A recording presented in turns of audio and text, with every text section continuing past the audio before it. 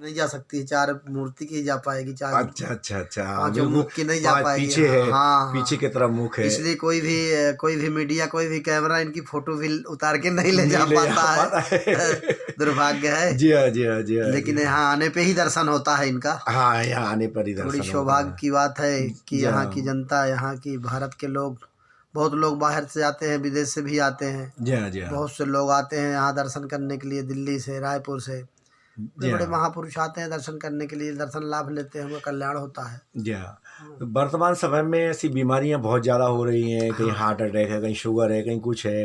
तो ऐसी महामारियों से, और जैसे कोरोना संकट अभी चल रहा है, कोरोना संकट में भक्तों को कितना लाभ हुआ? देखिए, जब भी कभी कोई आफत आई है, जी हाँ तो जब भगवान राम के ऊपर आफत आई है तो पंचमुखी महाराज ने कृपा किया है। जी हाँ जी हाँ तो इस कोरोना काल में भी पंचमुखी महाराज ने बहुत कृपा किया है। जो कोई यहाँ आया है जी हाँ उसको कोरोना हुआ नहीं, हाँ और जो कोई यहाँ आया है उसका लाभ जरूर मिला है। जी हाँ क्योंकि तंत्र मंत्र के देवता हैं ये तो, बिल्कुल हर सही तरह है। से है, अष्ट हाँ। सिद्धि नौ निधि के दाता हैं। जी हाँ जी हाँ और जो भगवान राम के ऊपर भी कष्ट आया है बड़े बड़े, जी हाँ और उस चीज को, कष्ट को नहीं हुआ है, तो पंचमुखी ने रूप धारण किया है। जी हाँ तो मैं सोचता हूँ ऐसे आफतकालीन में पंचमुखी हनुमान जी की सेवा, पूजा अर्चना या उनका दर्शन, जी हाँ ये जनहित के लिए श्रेष्ठ होगा, जी हाँ लाभकारी होगा। जी हाँ। प्राचीन ग्रंथों में ये लिखा हुआ है कि पंचमुखी हनुमान जी के दर्शन मात्र से ही आपकी मनोकामनाएं पूरी होती हैं। तो इस चीज़ को आप मानते हैं? हाँ, पंचमुखी तो ऐसे बहुत हैं भारत में, जी हाँ लेकिन जो ये पंचमुखी हनुमान मंदिर है, पुराना भोपाल का एक ही मंदिर था। जी हाँ तो आज भी ये एक ही मंदिर है, दूसरा ऐसा कोई मंदिर नहीं है। जी हाँ। तो इसमें क्या है, जो हनुमान जी हैं वो वेद से हैं, वेद से हैं। वेद से हैं। जी हाँ। पांचों तरफ मुख है, चारों तरफ है, एक ऊपर की तरफ है। जी हाँ हर जगह कहीं हनुमान जी रख देते हैं तो रावण जैसे मुंह है, वो वेद विहीन है। जी हाँ जी हाँ जी हाँ तो लोगों को जानकारी नहीं है, मैं जानकारी दे देता हूँ कि ये वेद से ही हैं। जी हाँ तो अगर दर्शन लाभ हनुमान जी का लेना चाहें यहाँ, तो वो उसके लिए अति सुलभता होगी। जी हाँ जी हाँ।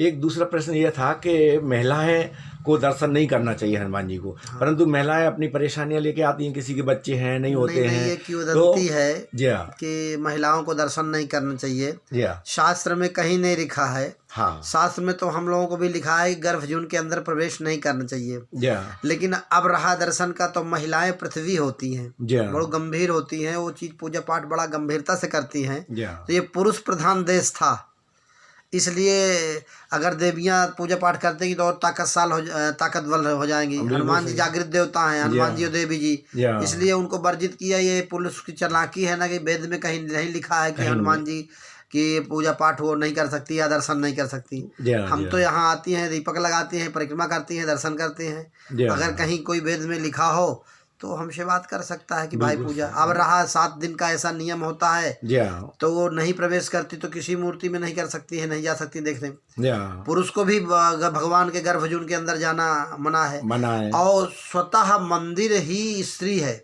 जो मंदिर का शब्द है, जी हाँ जी स्त्री को ही मंदिर कहते हैं। स्त्रीलिंग है। हाँ हाँ, मंदिर स्त्रीलिंग नहीं, मंदिर ही स्त्री है। अच्छा, स्त्री है, क्योंकि गर्भजून स्त्री में होता है, गर्भ दूसरे में नहीं होता है। जी हाँ जी ये भगवान जो गर्भ में धारण करके बैठते हैं, जो तो वो देवियों का ही कृपा है।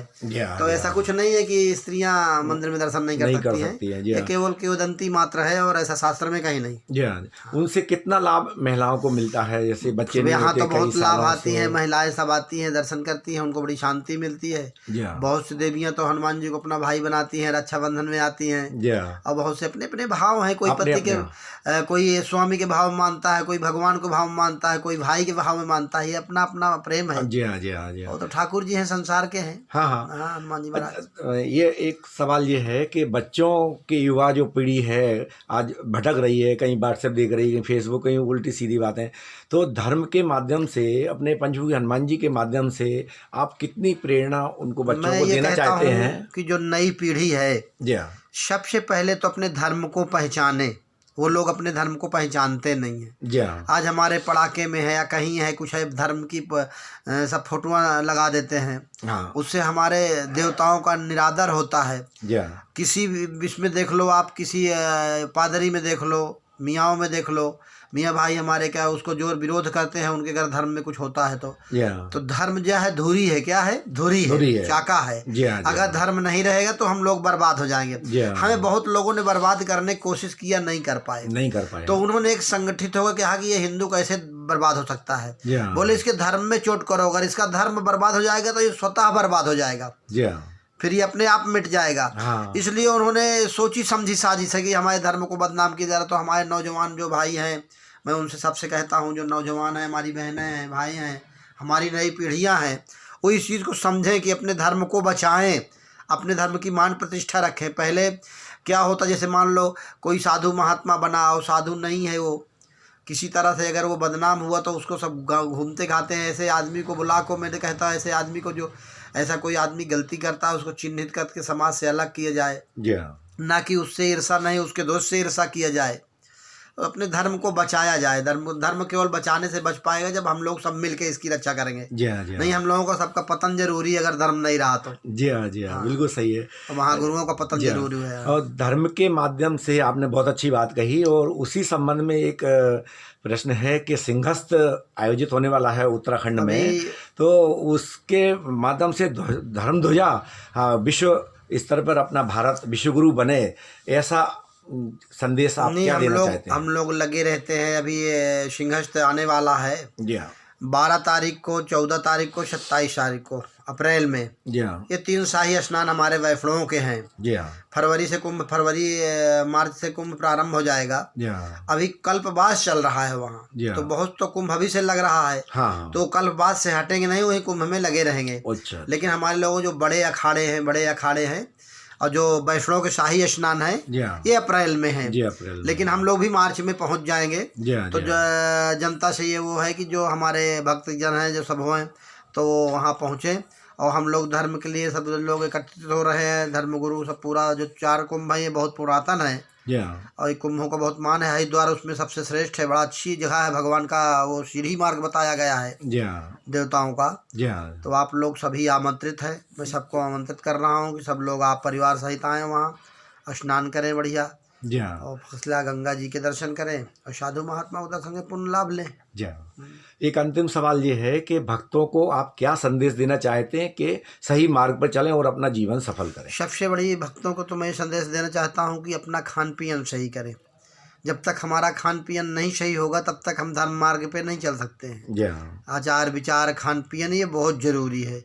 दूसरी बात, हम अपनी बड़ों की मर्यादा करें। भगवान कहता है मूर्ख इंसान उस पत्थर की मूर्ति को पूज रहा है जिसको तूने बनाया है, और जिसको क्या कहते मैंने बनाया है उसका तू निरादर कर रहा। सिय राम मैं सब जग जानी, करहूँ प्रणाम जोर जुग पानी। अगर हमें सबसे अपने मार्ग की ओर चलना है, सबसे प्रेम रखो। सबसे मनुष्य है वही जो मनुष्य के लिए मरे। तो मनुष्यों के प्रति प्रेम रखो, जीवों के प्रति प्रेम रखो, दया रखो। ऐसे सुमार्ग में चलते हुए अपना मानव जीवन को हम धन्य कर सकते हैं। हाँ। इसकी मंदिर की स्थापना कब हुई होगी? ये हम तो उस समय नहीं थे, और ये तो 4थी पीढ़ी है। बहुत पुराना आश्रम है। लेकिन यहाँ जो है, जो ये सिद्ध स्थान है, तो यहाँ चिमीटा से संतों ने खोदा है कुआं। अच्छा। और जो यहाँ के जो हनुमान जी हैं वो स्वयंभू हैं, निकले हैं, करोड़ों वर्ष के हैं। जो महाराज जी आए हैं तो नवाब ने पूछा कि तुम्हारे लाए जगह को, एक बोले कि हमारे तुम्हारे लाए जगह महाराज जी निवेदन करें आप। तो उन्होंने यहाँ आए तो फिर वो हनुमान जी को निकलवाया और एक चबूतरा बना के यहीं आसन लगा लिया। त्यागी थे।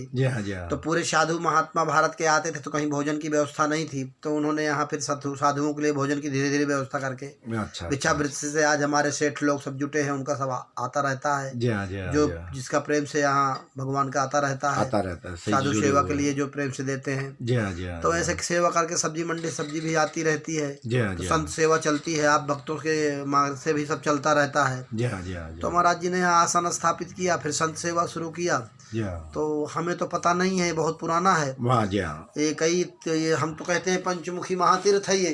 कई करोड़ों जन्मों से है। तो इसकी हम बता नहीं सकते हैं।